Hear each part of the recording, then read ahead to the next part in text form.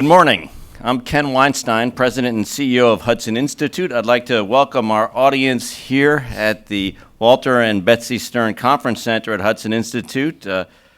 Our distinguished guests, of course, Beth McCormick, the Director of the Defense Technology Security Administration, and I'd also like to welcome our audience at home on C-SPAN. Hudson Institute is an international policy research organization dedicated to strong American national security and strong American international leadership in partnership with our allies. And one of the most important parts of the work we do here at Hudson is assessing present and future threats to national security and securing our nation's most important military assets and advanced technologies. So we are delighted, and I should say honored, to have with us Beth McCormick, Director of one of the most crucial agencies involved in our national defense, the Defense Technology Security Administration. Beth works at the intersection, the crucial point of the intersection of technology, industrial cooperation with our allies, and national security. For those of you who don't know, the DITSA is the Pentagon's watchtower for overseeing how and when our friends and allies get access to the best defense technologies we develop here at home, and also for assuring that those who are not exactly our friends don't get access to the same technologies. This is obviously a very critical issue in today's globalized defense marketplace. We at Hudson do numerous conferences overseas every year. In the last couple of months, we've had conferences in Bangalore, or workshops in Bangalore, Tokyo, and Brussels, on this issue of defense cooperation, defense partnership, sharing defense technologies, and preventing these technologies from getting into the hands of our enemies has come up and has been a real focus. Obviously, when you read the news headlines today, we read every day about the stealing of sensitive data and technology via the internet and by a range of persistent nation-state cyber threats and non-nation-state cyber threats.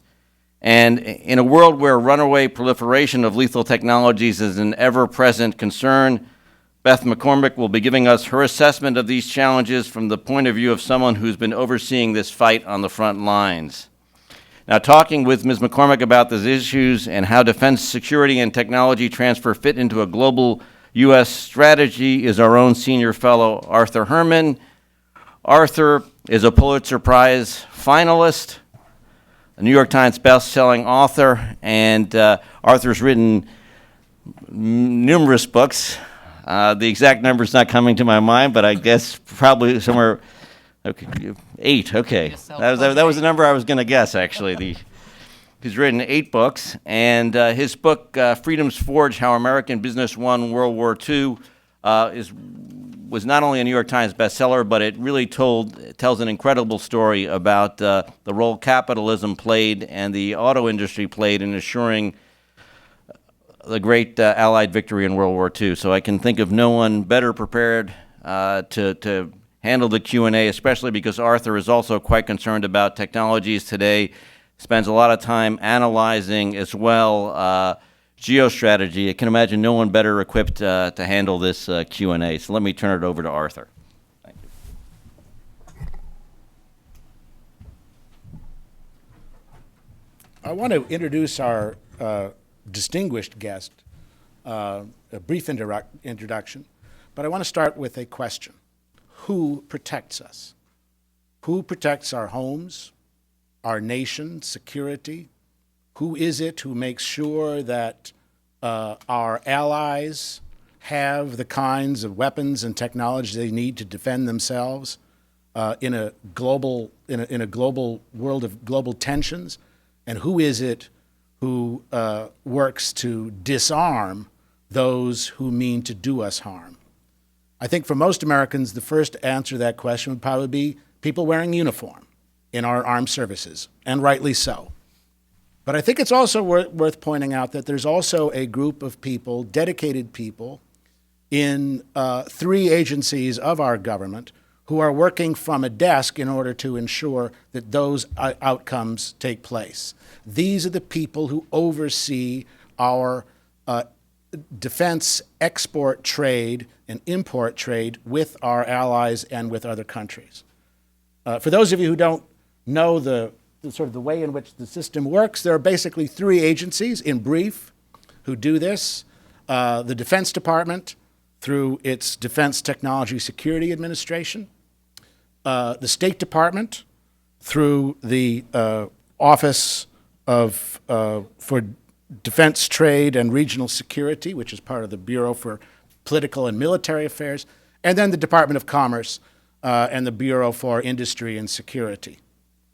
Now, Beth McCormick is, I believe, unique for being someone who has actually held two of those three offices, currently as Director of the Defense Technology Security Administration, or DTSA, but also from 2010 to 2012, am I right?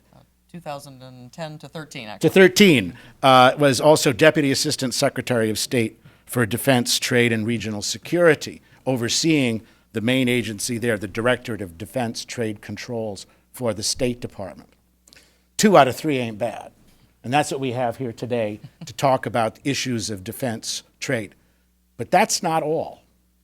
Beth McCormick also served as Deputy Director of the Defense Security Cooperation Agency, which is the agency at the Pentagon that works around the clock to make sure that technologies get to our allies that are needed and when they're needed.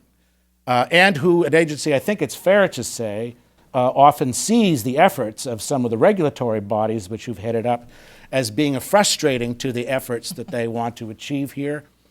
Just as many in the state, in the Defense Department and State Department overseeing these export of defense technologies often see things from different, even conflicting perspectives.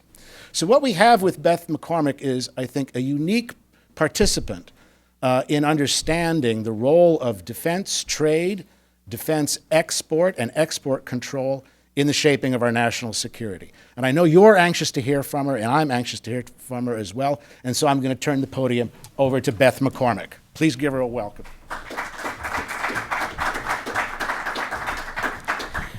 So first off, let me start by apologizing about it being a few minutes late. We were a little confused. This is, we appreciate the Hudson Institute inviting us to speak today.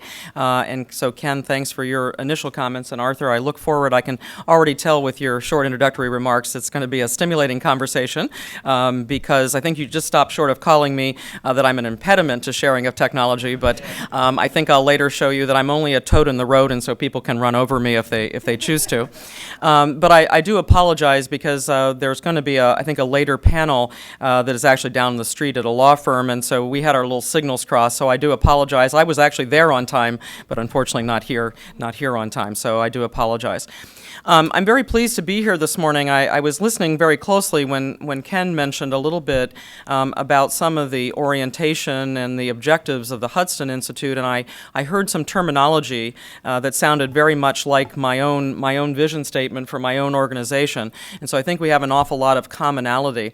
I think I just want to highlight a couple of things about my career, and then what I'd like to do is share a little bit of my perspectives and what I'm going to call actually the key pillars of defense technology, security, and partnership, specifically focusing on the Asia region today. But I must tell you that my job and as the director of the Defense Technology Security Administration is actually a functional responsibility with a global footprint. But I'll be interested as we talk later, I can share with you a little bit about how I spend my time because I think I'm spending a lot more time working issues with countries in the Asia-Pacific region and also with countries in the Middle East. So that's where I spend a predominant of my time. It's not to suggest that my partners and allies in Europe are not important. It's just where I have to decide to spend my own personal bandwidth. So just to mention, I've been too long working for the United States government, probably. I have 31 years of service serving our government, predominantly working in the Department of Defense, but I took a little segue early in my career over to the National Aeronautics and Space Administration. But basically for the last, basically since around 2001, I have been involved in issues associated with the sharing of technology with other countries, but at the same time balancing that in terms of determining what technology ensures the cutting edge for the U.S. warfighter, and striking that balance sometimes is a challenge, but I try to do it as best I can. The last couple of years have been a unique experience for me because I was detailed as a Department of Defense executive over to the Department of State Bureau of Political Military Affairs, and I actually, not to correct you, Arthur, but I actually oversaw about 50% of the Bureau of Political Military Affairs. So I was responsible for the Directorate of Defense Trade Controls, which actually controls the export of defense technology from U.S. industry directly to foreign partners. And then I also oversaw the Directorate of Regional Security and Arms Transfers, which is actually responsible for items that go under our foreign military sales process. And I would just, as a note, to just make sure, as Arthur did, to sort of cite us about roles and responsibilities, one of the things that's most interesting about defense trade in the United States is that defense trade is under the authorities of the Department of State, so under the Title 22 authorities of the Department of State, because in our laws and regulations, defense trades and providing defense technology to other countries is an instrument of U.S. foreign policy. So in the Defense Department, while we are very much involved in making decisions about what type of technology should go to our partners, the State Department has the ultimate decision as to whether those transfers will actually occur. So I had a unique experience for 4 years where I served at kind of the other side of the Potomac, and I had the opportunity to see it from a State Department perspective. And personally, I think it's made me better doing the job that I do today. So as the director of DITSA, I am responsible for technology security policy, export controls, and I also chair what's called the National Disclosure Policy Committee, which is an interagency committee involved in the release of classified military information to foreign governments. And I also co-chair, along with a colleague of mine from OSD, Acquisition Technology and Logistics, I chair the Arms Technology and Release Senior Steering Group. In fact, we just held our meeting yesterday, and this forum is the central forum we've established in the Department of Defense under direction from the Deputy Secretary to basically make sure that we are looking at priority transfers of technology to foreign partners. Now, the motto of my organization is kind of an interesting one, and I've just, having been back there now for a year, having been there before, so I'm a little bit of a retread, I just want to mention that our motto is called Ensuring the Edge. But today what I want to do is I want to speak with you, as I indicated, with a specific emphasis on Asia-Pacific and implementing the strategy that I call Key Pillars of Defense Technology Security and Partnerships in Asia. And that effort, simply put, is strengthening existing alliances and forging new partnerships in relation to our ability to share more information, technology, and defense capability. We do this while protecting our warfighters' advanced technological advantage and enabling partnership capacity for deterrence and maintaining peace, stability, and security in the Asia-Pacific region. Earlier this year, I spoke at two significant defense trade events in Asia. First, the Singapore Air Show, and then a Defense Technology Security Conference in Seoul, Korea. These two events represented the two ends of the spectrum of our critical defense technology relationships with key partners in Southeast and Northeast Asia.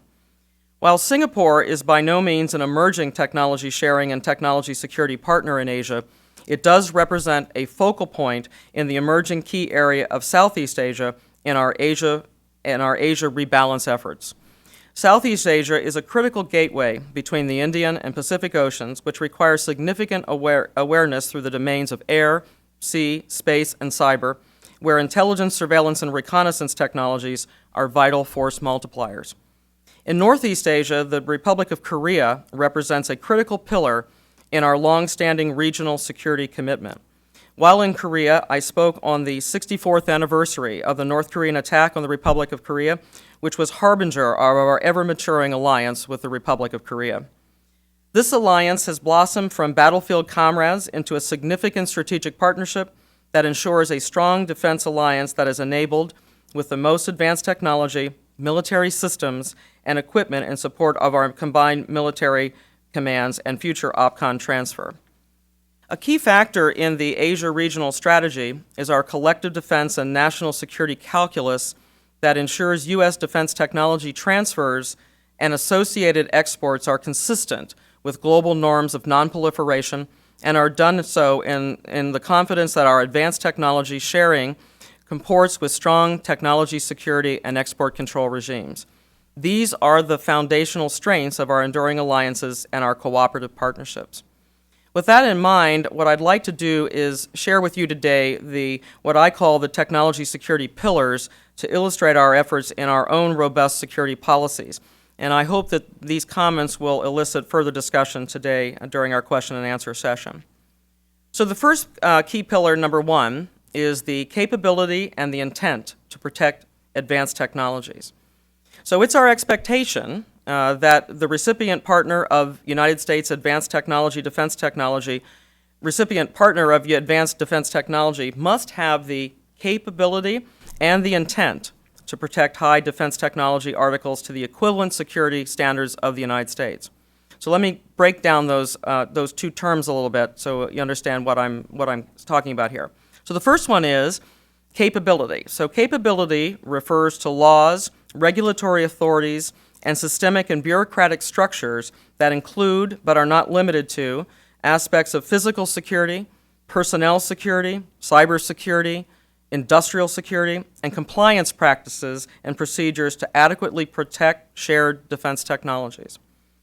The intent refers to partner governments' political will and attitude regarding overall technology security posture to treat the shared U.S. technology, U.S. defense technology and information as if it were their own, especially in terms of the conditions of appropriate stated end use and respect for intellectual property. Another vital element is the assessment of the recipient partner's balance of national security with its strategic trade advantage or financial gain with regard to the export of defense articles and services. So without the infrastructure capability to protect and the government intent to protect defense articles from both internal and external offense, the key pillars are less likely to succeed. The second pillar I want to discuss is technology security is a shared whole-of-government endeavor.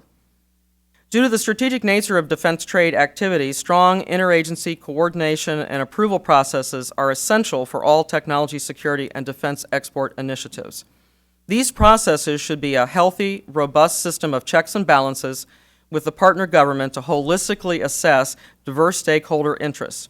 Adequate checks and balances will ensure proper oversight of strategic issues that can impact regional and global alliances, and this is only possible through a strong interagency coordination process. And I'll just note, this is one of the areas where, again, I've had some unique experiences where I've seen quite a number of the dimensions of our interagency process. And I have to say, when I work with other countries, I try often that when we meet with them, we encourage them, even if we're meeting with the Ministry of National Defense, that we encourage them to bring in, as part of their interagency process, representation from their Ministry of Foreign Affairs or their Ministry of Interior or whatever organization within their country has responsibility for export control and the protection of strategic good. It's very important. The third pillar is existing technology security and export control legislation. And legislation provides codified statutory authorities that in turn allow government institutions to create policies, practices, and procedures necessary to implement, enable, and authorize a robust compliance system to ensure all import and export entities are following the law as prescribed. And legislation should synthesize technology transfer compliance offices with a law enforcement component to address punitive measures when necessary. In essence, legislation becomes the anchor that all government and private industry participants defer to for all export decisions. And the key pillar number 4, an enduring national technology security regime requires active collaboration. While oversight should be a national government responsibility, all entities associated with the export of defense articles have certain inherent technology security-related responsibilities and shared goals in pursuit of national-level strategic objectives. Such key stakeholders include industry, think tanks, defense-related trade organizations, research and development organizations, academic institutions, military services, and legislative and executive branches. Now, I believe these 4 basic pillars, when fully realized, will give a nation a solid foundation from which to develop a world-class technology security and export control regime. And while we do our best to have the world's leading technology security and export control system, we ourselves continue to refine it through our ongoing export control reform efforts. As many of you know, the U.S. Export Control Interagency has been engaged in a multi-year effort to reform our system to better reflect current geopolitical realities and the advancement of technology. This is a constantly evolving work in progress that requires a great deal of investment in government time, resources, and efforts.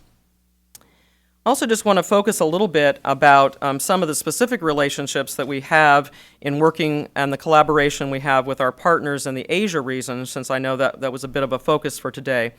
Our collaboration in Asia partners revolves primarily around the most mature practitioners of technology security policy and export controls. Among these are Australia, New Zealand, Japan, and Korea, all signatories to the key international non-proliferation regimes, including the Wassenaar Arrangement, the Missile Technology Control Regime, the Nuclear Suppliers Group, and the Australia Group. In these arrangements, these nations represent the measure by which emerging partners in Asia should aspire in terms of expanding greater technology sharing that is commensurate with their technology security practices. Regarding Japan in particular, our relationship represents a true measure of information technology security cooperation that continues to grow with each engagement. Since the government of Japan expanded the Japan Defense Agency to a ministry in 2007, Japan has taken some very robust and expanded roles regarding its approach to defense and security issues. This is especially true regarding the defense trade impacts of its advanced technologies. To name a few notable milestones, the government of Japan has devised a national security strategy, implemented a national security council, revised its prohibition on defense technology exports, the so-called 3 Ps, and passed a milestone legislation called the Secrets Protection Act. As Japan moves forward to become a significant player in the defense industry arena, we have pledged to work alongside them to share some of our own lessons learned and best practices regarding the export of defense articles, as well as concerns over the export of dual-use technologies to entities and destination countries of concern. As Japan moves forward with its Secrets Protection Act implementation this month, it will ensure continued high prioritization on the protection of critical shared intelligence and technology between our two nations. So in conclusion, recognizing that we need to get to that wonderful Q&A session, I just want to leave you with a couple of takeaways. In short, I want to characterize the work that I do as share what we can, protect what we must.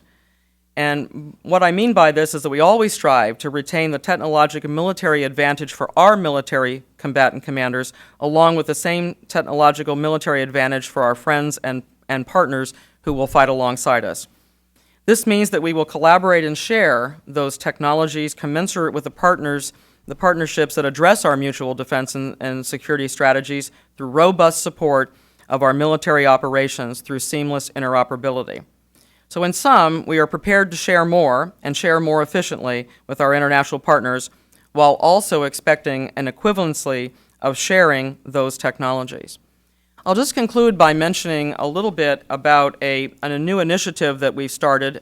When I came back to DITSA last October, having been away for about 6 years, having run the agency previously, what I found my colleagues were very much involved in having a lot of bilateral discussions with various partners. And with many of those partners, we had, sort of long-standing bilateral dialogues. And those were very, very productive. But with many of those countries, I found that, we didn't have an awful lot to sort of discuss other than to sort of compare notes, because we were doing things so similarly, and so there weren't a lot of issues between us. So what we have done here over the last couple of months, and we've really started this initiative, is that we're doing what we call a Cooperative Technology Security Program Initiative. And this is where we're going out and working with other countries around the world who perhaps are still in that infancy stage about developing their own export control system or refining that. And so we're working very collaboratively with some partners. So those are the ones that we're putting our emphasis on, because obviously in this era of constrained budgets, we've got to decide where we travel and that kind of thing. So we've put that emphasis on countries that we need to work very closely with. And I'll be more than glad to talk a little bit more about some of those countries that we're working with. Many of them are countries where they are having increased aspirations about having defense exports from their industry. And we think it's very important that, of course, as those exports from their defense industry grow, it's very important for them to be what I call choosy sellers. You have to know who you're selling to. And I can tell you that my experience in working with some of these countries is we're finding a lot of common ground, because obviously as the situation that we have today here in the United States, where obviously our defense industry has obviously been able to sell quite a lot of their equipment to our Defense Department, but of course as that declines, I can tell you that our own industry here in the United States is looking for increased international sales. So I feel that I'm at a very important juncture in this work, because we have to work in partnership with U.S. industry, because obviously we want to maintain the viability of that the defense industrial base here in the United States, obviously to ensure that we are still providing to our military departments and to our soldiers the best equipment possible. But we also recognize that to maintain that, they're also going to have to sell more things internationally. And obviously working closely with them up front and talking to them about countries, because there would be nothing worse than us going ahead and sharing those technologies and then those technologies finding their hands into the wrong hands and then being used back against our forces or those of our allies on the battlefield. So let me stop with those prepared remarks, and then I'll be more than glad to entertain what I expect to be a lively Q&A session. So thank you.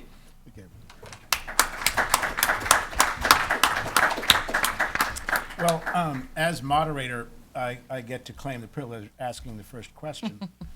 And there's a number of them that spring to my mind, particularly with regard to the 4 pillars that you've outlined, with regard to the country that you mentioned, Japan. Full disclosure, we here at Hudson are very interested in working towards increased defense trade cooperation between the United States and Japan. But I'm going to start with a broader question. Okay. When most people now think about protecting defense technology, sensitive technologies and transfers, they tend to think automatically about the internet and the issues of protecting information and data that can be stolen through cyber theft by a range of threats, a range of challenges. Obviously a very important part of it, and obviously among your 4 pillars here, a robust cybersecurity regime would be paramount. But it's not the only real area where the threat comes, is it? In terms of stealing technologies and in terms of dissemination of lethal technologies that you don't want to get in the hands of the bad guys. No, I mean, I think what's important, and maybe I didn't say it as clearly as I should have. I mean, the threats that we face in terms of the exploitation of technology come from a variety of sources. And so some of it is obviously through cyber, and cyber obviously is something that I think not only is the U.S. government very concerned about, but I think we are as average citizen concerned about the protection of our personal information. But obviously when we talk about security, it's really got to be the full range of security. So I have, in fact, on my staff, I have a very solid cadre of individuals who actually are security specialists. They're actually coded by job series in the Department of Defense as actually security specialists. And so when we work with countries, we work with them in thinking about the full range of security issues that they need to consider. Everything from the kind of individuals that they provide access to classified information. So in some cases, we're actually helping countries to think about how do they go about, sort of doing the vetting of personnel the way we do when we have security clearances. We also talk to them about issues associated with physical security, because obviously just there are items that can actually be where people are literally trying to steal physical items. So we also look at issues associated with physical security. And then just really the full range of information security. And again, it's also just making sure that we have proper access to documentation and the whole range. So while cyber is obviously a very significant growing threat, and obviously something that the U.S. government is putting a lot of attention on. In fact, I must say that my colleagues in the Defense Department that are responsible for this, they're very much the pioneers in this, because you can imagine that the kind of information that the Department of Defense has, particularly with our technology as well as our operational plans and those things, would be something that people would very much want to get their hands on. I would think.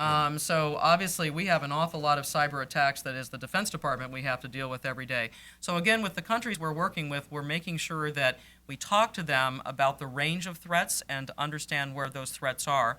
And then finally, just to mention, when we're working with some of these new countries that some of the countries that are now themselves becoming exporters of technology, one of the areas that I think we're really sharing with them is to make sure that they do the sort of threat analysis that we do when we are looking at various transfers, where we are vetting, first off, we're looking to make sure, does this make sense that this technology is the kind of technology that is appropriate for this requirement? So there's first a match at that level.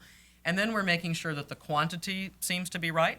And then we also make sure that the actual recipients of that technology, that we don't have any concerns about the actual recipients of that technology. And obviously we use a variety of information to do that. We sure have the benefit of all source intelligence information to make those decisions. And we're trying to encourage the partners that we have in other countries to make sure that they are also involving their intelligence community and helping them to make these decisions, because they've got to use the best information that they have available. And this would be on the issue of re-export of technologies that are, you're perfectly fine with the country that got it, but where does it go from there? Well, yes, I'm concerned about it. Yes, I'm concerned that first off, I've given it to them for a particular reason and a particular purpose, and with that, we're comfortable. But then, yes, we would be concerned about them potentially turning it around and willingly exporting it to another recipient. Or we're also trying to help them to be sensitive to the fact that they could be in a situation where, because another country knows they have received that technology from the United States, that they're going to specifically put efforts to target that technology. And so we want them to, protect the technology and to make sure that they're not allowing it to go to some place that we wouldn't actually authorize it to go. But really, it's in their interest as well. Should we open it up to the Sure, floor? that's fine. Please. Go ahead. Hi, I'm Pat Hose with Defense Daily. I believe Japan wants to buy fighter jets. Is DoD helping them out with that? And can you talk a little bit about the technologies that you're not comfortable sharing with Japan at this point? Well, when you say fighter jets, are you talking any specific technology? I believe they want to have their own fighter jets. Well, they're actually going to potentially they've actually done a selection process where they're going to be a recipient of the Joint Strike Fighter program, the F-35 program. So that's the technology. I'm not going to speak specifically about technologies that I wouldn't share with Japan. To be honest with you, I have a lot of confidence in Japan. In fact, one of the reasons that I focused on some of the efforts that the Japan is undertaking is the fact that I'm very confident. In fact, the United States shares a variety of advanced technology with Japan. In fact, they're the recipient of many technologies, and the fact that we would approve for them something like the Joint Strike Fighter, which is really fifth-generation stealth technology, it shows that we have a level of confidence. What I have really been focusing on with the Japanese is not really improving, per se, their systems for receipt of U.S. technology, but as Japan thinks more about potentially becoming an exporter themselves in the future, although, to be honest with you, they have put in place some good criteria based upon those original principles that they're not really deviating from, because they're going to do an awful lot of thinking about who they sell to. But I'm particularly interested in working with them as they think about expanding that defense industry, that they should think about who it is that they're working with. But in terms of sharing technology with Japan, we have very solid bilateral relationship with Japan, and I can tell you I don't have any qualm about sharing advanced technology with Japan. Next. And when you do our call, then please give your name and whatever affiliation you care to disclose. Go ahead. Hi, my name is Mike Pillsbury. My affiliation would be former OSD official. I don't think this microphone is working. It is. I don't mean this as a hostile question. You may take it that way. Do I have to answer it if I think it's hostile? It's up to you. Okay. I've been both a friend and enemy of DITSA. sometimes I've thought, and my colleagues... I do think this is a hostile question, so next question. My colleagues and I sometimes have thought that if there's an agency in the U.S. government that's most out to sabotage the president's foreign policy initiatives, it's DITSA. Because DITSA has a way of going in and behaving sort of holier than thou to brand new friends of the United States, not Australia, New Zealand, Japan, but countries that are very concerned about their sovereignty, very sensitive about America telling them what to do. And they even see DITSA as an intelligence collection agency, which you and I know is quite wrong. So various times DITSA has been overruled. But I've often wondered, and I'm hoping you do this, I've often wondered, can't there be a school or a piece of paper that you can give to sensitive officials who are new friends of the United States, that to help your own country, these are 27 things we wish you would do, not because DITSA demands it, but because it's in your own interest. And some of the countries recently that have had problems are India, Ukraine. It's a fairly long list. Some African countries who know the old Ronald Reagan comment that there are, I think it's 17 words in the English language that are the most frightening in the world. I'm from the U.S. government and I'm here to help you. Is that 17? I'm from DITSA, maybe it's 9. I'm from DITSA and I'm here to help you. So could you clarify that things have improved from the bad old days and now DITSA has a way of being friendly and overcoming these very sensitive countries who don't like to be told what to do by their new American friend, and they're willing to cancel cooperation that the president offered because of treatment by DITSA? Well, I'm going to take it not as a hostile question, and I'm here today because I don't think that is DITSA's reputation any longer, so I'm not quite sure, sir, where you have your information from. I believe that DITSA right now is seen, and I won't say that it's all because of me. I'm not going to take that much credit. I'm not that egotistical. I believe it's because the issues that DITSA is working, and in terms of the protection of U.S. technology, and also encouraging other countries to maintain and protect their technology, is really starting to resonate. I mentioned those cooperative technology security programs that we're doing. What we're finding with countries is that we are basically giving them as you said, almost a sort of some suggestions. It's not telling them you must do the following things, but we are making some suggestions to them relating to the things that we believe they should put in place to ensure that the technology that they have in their possession can be actually protected. And we were just talking a few minutes ago about the various attacks and things that are going on. So there are people out there that are trying to acquire technology. So these cooperative programs, we're doing them with a variety of countries. We've started them with Turkey and Korea. We have a whole other list of countries that we're doing. I'm very much involved in the Defense Trade and Technology Initiative with India. And we are making very significant proposals about sharing advanced technology with India. And I can tell you I am right involved in that. Obviously, the Undersecretary Kendall has been directed by Deputy Secretary Work to be the point person for that initiative.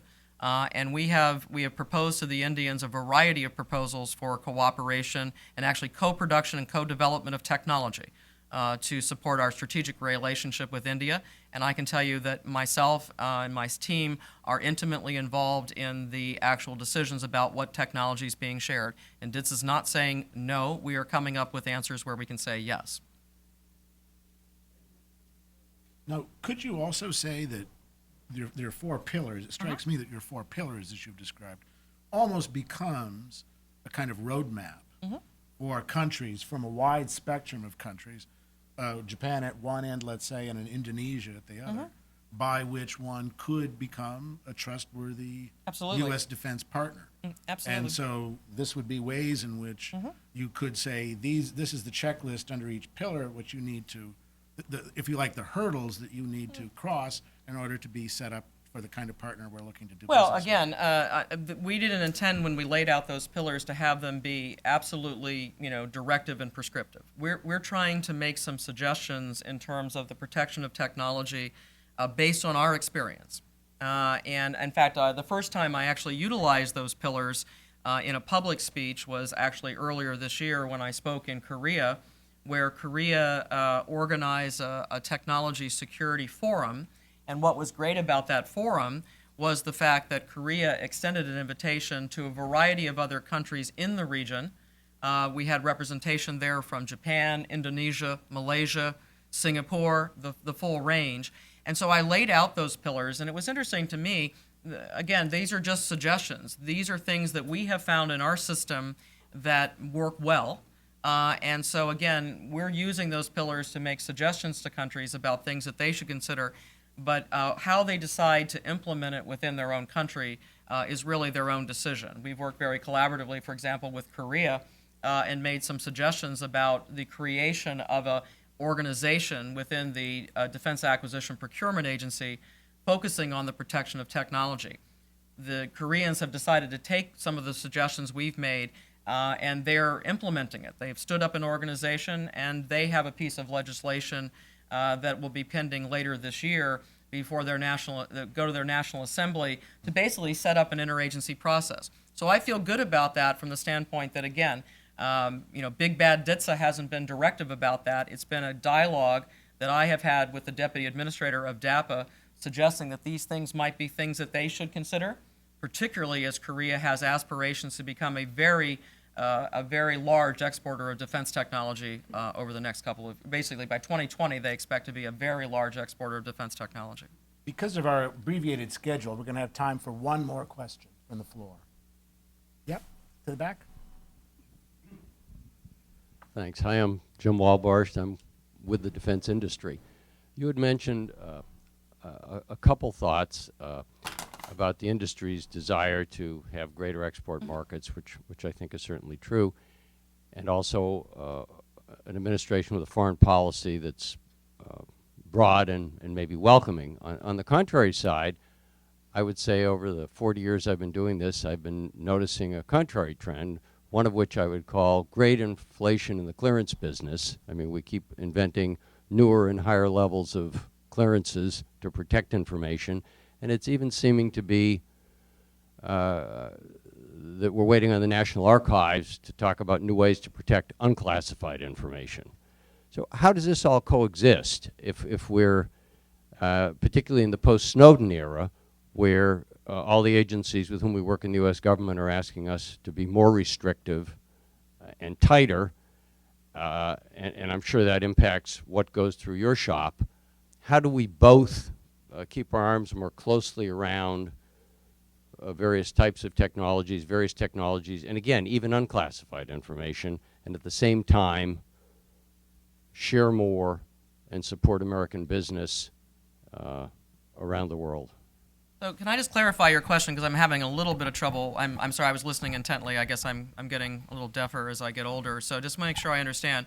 So you're suggesting that what you're seeing is additional restrictions by the U.S. government on unclassified information, but is it controlled? It's controlled but unclassified? I just want to clarify the comment. Yes, I mean there are more and more restrictions coming to us on unclassified information, and even on the systems that manage unclassified information. We're waiting on specific directions from the Pentagon on exactly what has to be done there to upgrade security. So I'm just thinking that potentially puts All right, well, a new level of review. I'll give it a shot, but I got to tell you, it's a little bit outside because it sounds like because when we talk about the protection of controlled unclassified information in the Department of Defense, that's a responsibility of the Undersecretary of Defense for Intelligence. So it's not directly in my job jar. That's kind of the first thing. So just a couple of observations. So the first thing is, I think some of the things that I've spoken about today in the sense of working with other countries in terms of thinking about how to put in place the right kind of policies, processes, and procedures to protect technology can be applicable to information itself. So that's the first thing. So the first thing is, while we want to share technology, we're going to want to make sure that we share technology and information, and when we do so with other countries, that those countries would be protecting it in a similar information. I briefly alluded in my remarks a little bit about what we're doing in export control reform. And so one of the things that I think is also potentially going to help, because you said you're from the defense industry, didn't name the company, but you're from the defense industry, so I don't know what technology area you're in. One of the things that we're doing in terms of that review is making some clear decisions about what type of technology, as we go through the review of the U.S. munitions list, we're making very conscious decisions about what technology must remain under the jurisdiction of the Department of State with those very stringent requirements and controls. But as we move things over to the commerce list, we're making that. So we're kind of making distinctions as we go through this process in terms of some technology that is incredibly sensitive, that really requires that individual case-by-case review, and things that can go over to the Commerce Department. So that would help a little bit. But some of the broader issues, which I think you're getting at more in terms of potentially controls or limitations that are being placed really on information technology systems, that's really coming out from the Department of Defense Chief Information Officer, as well as the Undersecretary of Defense for Intelligence, and then candidly being driven interagency from the White House because of the significant cyber attacks on the United States and United States industry and government. But I'm probably a little bit out of my lane, so that was the best I can do with it. Probably, and I probably just should have said I don't know, but I never do that. So that was my best attempt to give you an answer. So thanks. Well, I think one of the things we've discovered is there's really not a lot that Beth McCormick doesn't know about export control and defense technologies. And what Beth McCormick doesn't know isn't knowledge. Thank you very much. Please give a thank you to our distinguished guests. And thank you for your patience and for joining us and being part of an absolutely fascinating discussion. For the Hudson Institute, thank you very much.